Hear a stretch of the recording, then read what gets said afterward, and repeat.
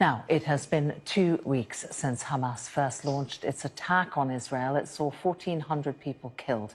Since then, Palestinian officials say that more than 4,000 people have died in Gaza.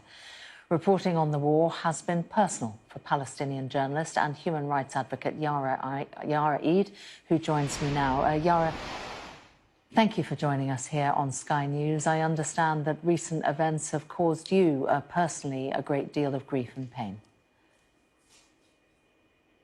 Well, I lost more than 30 members of my immediate family, and they were civilians. They were not part of any militant group. Most of them were children. 17 of them are children. Not only that, but my best friend was a journalist, and Israel killed him in cold blood on the 7th of October while he was covering the Ares border. And he was wearing a press vest, he was wearing his helmet.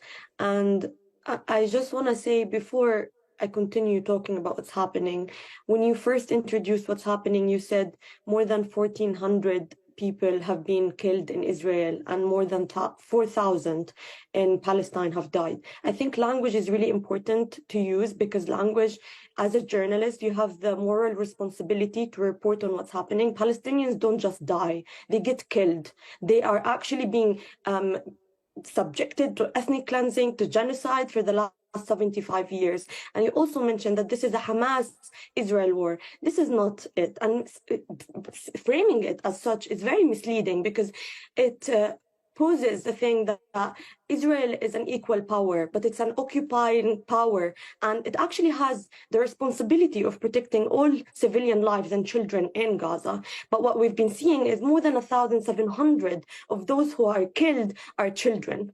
So this is not really a war against Hamas. This is clearly, so many Israeli spokesperson went on TV and said this is a war against Palestinian civilians in Gaza.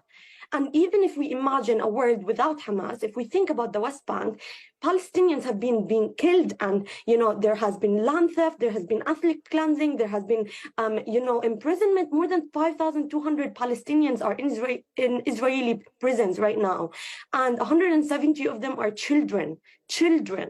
So this is not just to water down what's happening to the 7th of October. This is a 75-year-old occupation, ethnic cleansing and genocide of Palestinians. And you need, as a journalist, to report on what's happening and say it as it is.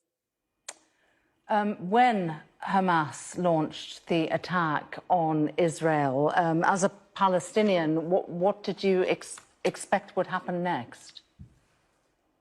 Well, I think, again, I'm sorry, but I think this is misleading, because you can't water down what's been happening about the attack on the 7th of October. Let's talk about 2014. Let's talk about 2021. Let's talk about all the aggressions, Palestinians in Gaza. Me personally, let's not talk about Palestinians in Gaza. I've lived through 4 horrible aggressions.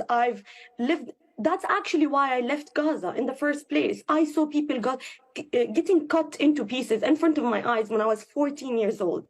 I spent the last 7 years trying to get therapy to get over my PTSD, my traumatic experience of just living there.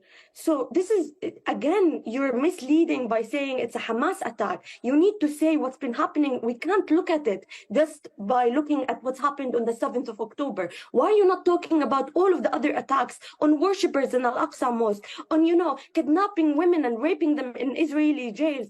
All these Palestinians who are being killed in the West Bank. Why are you not asking me about them? Hamas does not operate there.